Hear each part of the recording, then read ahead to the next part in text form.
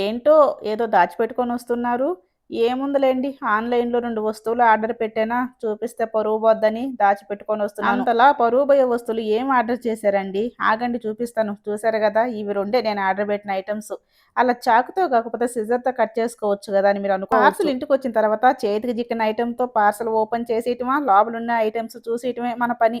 ఈ వాచ్ అయితే నేను మా పెద్దబ్బాయి కోసం ఆర్డర్ చేశాను. ఈ వాచ్ ప్రైస్ వచ్చేసి మనకు 320 పడింది. అండ్ మనకు 6 మంత్స్ వారంటీ కూడా ఇచ్చారు. ఈ ప్రైస్‌కి ఈ వాచ్ అయితే చాలా అంటే చాలా బావుందండి. ఇంకా నా సెకండ్ ఆర్డర్ వచ్చేసి నా బంగారు ఫోన్ కోసం ఒక పౌచ్ అయితే ఆర్డర్ చేశాను. ఆ పౌచ్ మనకు చూపించినప్పుడైతే చాలా అంటే చాలా బ్యూటిఫుల్‌గా ఉండింది.